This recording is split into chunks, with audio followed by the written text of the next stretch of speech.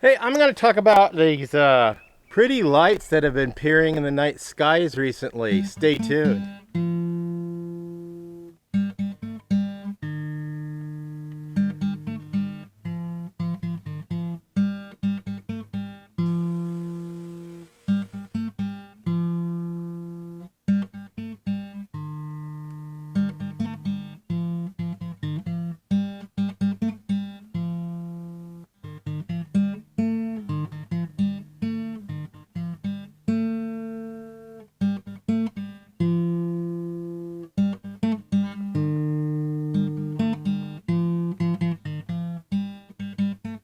Welcome back to Pine Meadows Hobby Farm. I'm your host, Jerry Hansen. I'd like to talk to you guys about the Aurora Borealis, those lights that are appearing in the northern skies that we could see clear down here in Northern California, Southern Oregon.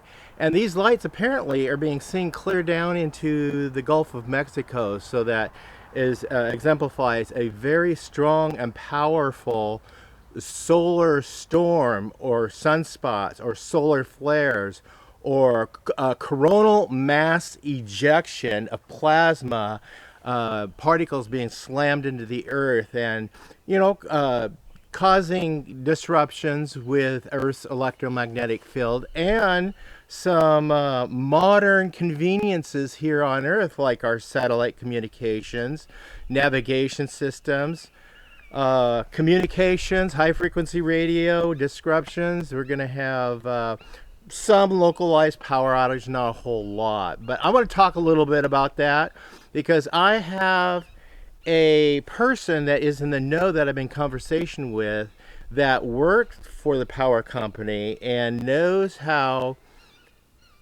robust the backup system and the protective system is with the power company. So let's get into it. So first of all, we start off with these the sun having these solar storms, and it happens in cycles. We're in they call a solar maximum right now, and as the sun is going into a solar maximum, it has these exceptionally large storms, sunspots. And the sun does rotate, so eventually in so many days, that spot in the sun that is upset will rotate and start facing away from the earth, where we're not going to get hit so much with all of this light show. Now when this plasma hits the earth, it hits it to varying degrees. They got like a C1, C2, C3, C4, C5. The strongest event they had ever recorded in history was in 1859, and they called it a Carrington Event. So right now we're in what they call a solar cycle number 25. And as the solar system, that solar activity ramps up, it becomes stronger. So the storms can seriously impact technology on the Earth, and like I said, as well as the satellites. And they don't want the astronauts out of the International Space Station spacewalking during these events. They want them protected inside of the protective cocoon of the space station. So they're going to issue warnings to that nature. Also, of course, navigation systems and some internet will be disrupted. High frequency radio communications will be disrupted. Now, will it affect the power grid? Yes and no. And this is the information I got directly from my source, who worked for a major power distribution company, and he had special clearances and stuff. So I won't get into too much about who he is. I want to protect his identity and what company he worked for, but this is a conversation that I had with him. And my question was, is our power grid hardened enough to take on a Carrington event? And that's what my concern was. His answer was, and I'll just go ahead and read what he says verbatim. He goes, yes and no.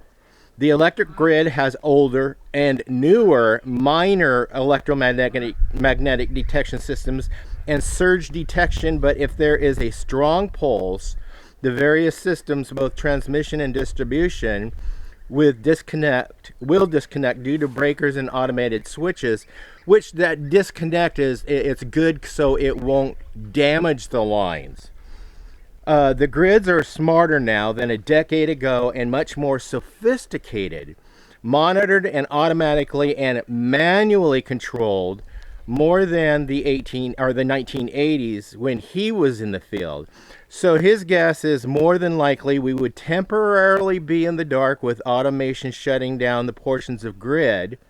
However, keep in mind, power generated within the state of California is only 50% of the demand. They purchase a lot of their electricity from Oregon, Washington, and New York, and also along with other states. If the emergency switch gear opens the switch between California and Oregon, then just like that in the 1990s, California could have some controlled rolling blackouts.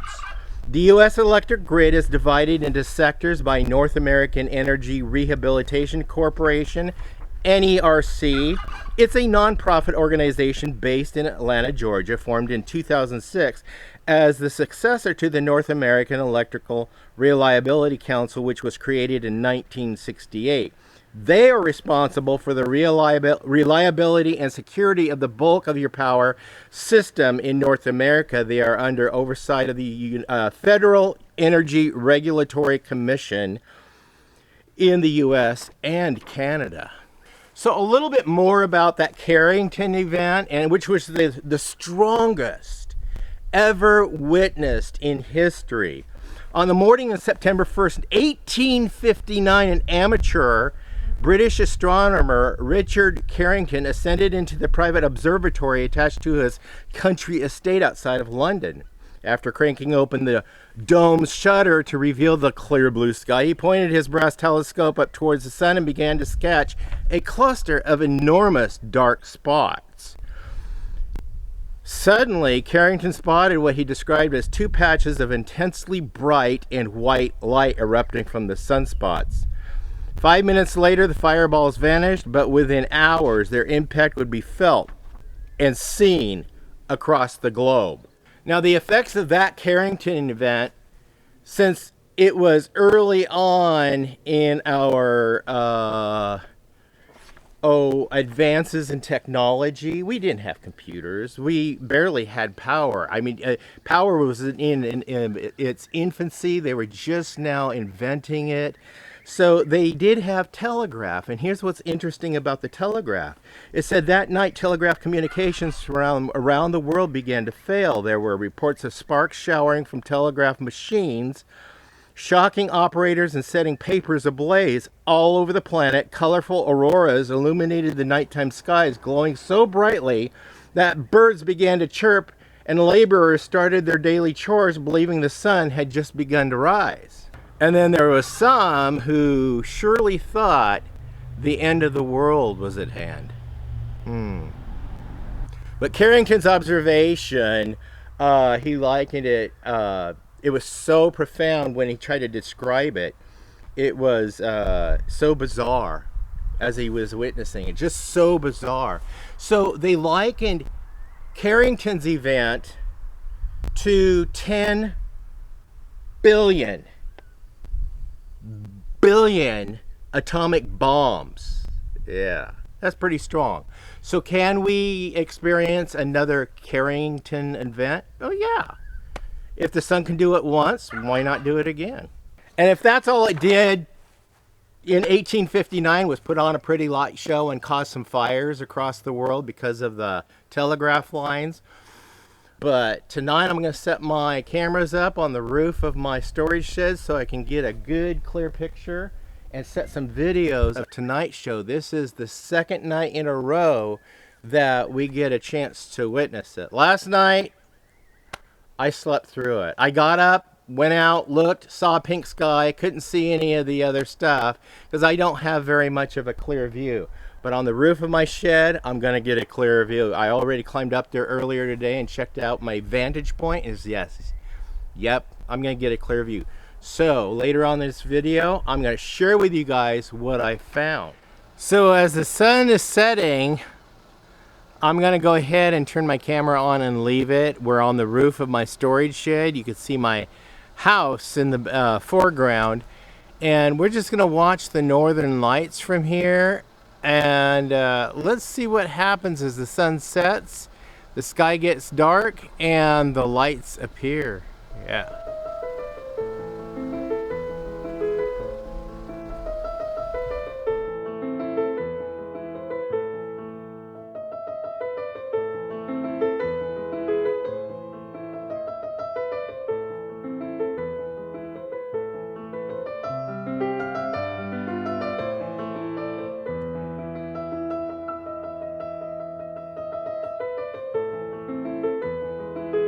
Well, that was unimpressive, at least from my perspective in my neck of the woods. There was a little bit of a glow of the aurora in the skyline, but then it went totally dark. So tonight's supposed to be another event. Sunday night? Yeah, Sunday night's supposed to be another event. So we'll see. There's a lot of beautiful pictures out there. Check those pictures out. Not from me, though. I'm your host, Jerry Hansen. This is Pine Meadows Hobby Farm. We're a frugal homestead tucked high in the Cascade Ranges of the Pacific Northwest. Just sharing with you guys and learning for myself, what is this business that the sun is having a temper tantrum with, and how is it and why is it affecting us? So not worried, not concerned. So what if the power goes out? It'll be out for a couple of days, maybe a week. We're resilient. We'll keep going, moving forward.